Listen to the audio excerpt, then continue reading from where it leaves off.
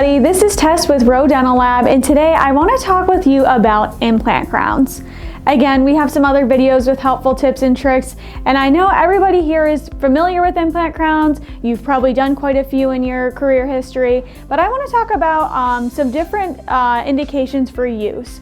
There's a lot of options out there, it feels like it, that's kind of like open tray versus closed tray, or cement versus screw retained, and just like in life, there's a time and place for everything. So I want to give a little more detail as to why you may choose one over the other, or just give some facts. Maybe you've been doing cement retained for most of your career and didn't really understand the benefits of screw retained. So today I want to talk about that. Let's start from the beginning here when it comes to your impression. So we have two options, open tray versus closed tray, when you're taking analog impressions for implant crowns. Let's first talk about open tray. So some great things about open tray is the impression coping is going to come out with the impression, which is going to increase accuracy. It's going to be great for cases that are crown, bridges, multiple units. A couple difficulties you may face with the open tray is we do have to have you modify the tray to fit that coping in. So usually you can section a piece of the tray out to make room for that coping height. And something else that can be a little tough for anyone that has done an open tray impression in the posterior, it can be difficult on first and second molars, or maybe even a second premolar, depending on how limited your patient is opening wise, to get that coping back there when it's tall. So maybe then we would kind of lean into closed tray impressions. As we all know, closed tray, a little bit different.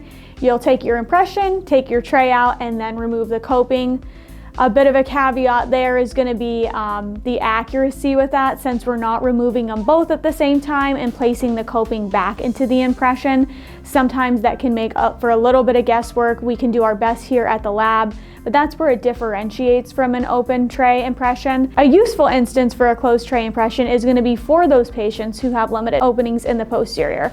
So if you don't have a lot of space and you're in the first molar, second molar, or again, a patient with a limited opening, maybe a second premolar, and you need a little more space to kind of get your hands back there and work back there, a closed tray impression may be a better solution for that patient. So now that we've talked about impression types, open tray versus closed tray, let's talk a little bit about kind of filling out your RX and materials.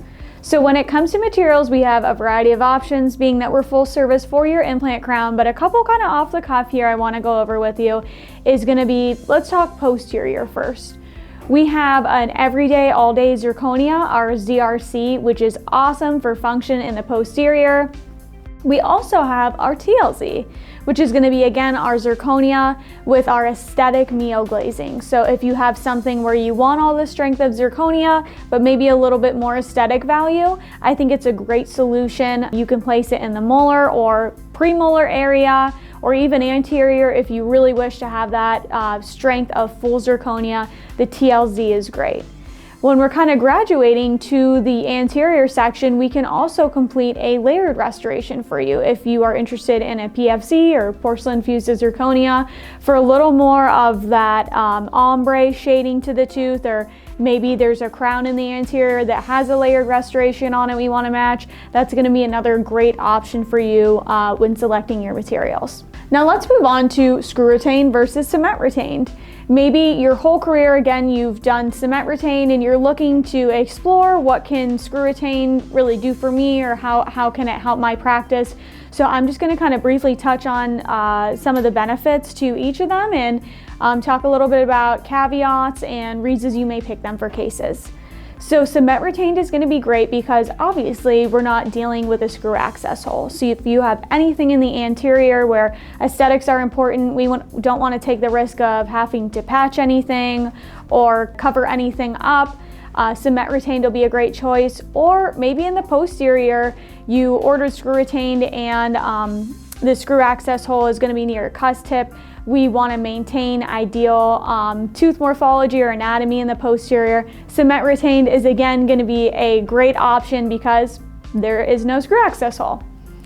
Now let's transition to screw retained. So obviously kind of the opposite of cement retained, just like it sounds, it's screw retained, and you are going to have an access hole, but it's nice because if you need to retrieve the crown, change something later, it gives you a little more freedom to kind of go back in and make changes with that tooth. Another fact with screw retained is you're not having any margin for error with cementing, whether that be position, since it's going directly down on the platform, or excess cement kind of leaching over that implant crown into areas we may not be able to see. It reduces any margin for error on the end of cement. So again, there's a time and place for both, whether it's cement retained or screw retained that is your flavor of implant crown, but we can accommodate both here at ROE Dental Lab. Now, I know we talked a lot about implant crowns today, but please don't forget, ROE is a full service lab. So if you have a partial case on the opposing, or a denture, or maybe you want a guard for your patient once their implant work is done, which is very popular, we can help you out here at ROE. And if you have any questions, please call into our lab directly. Thank you so much for tuning in, and we look forward to supporting you on your next case.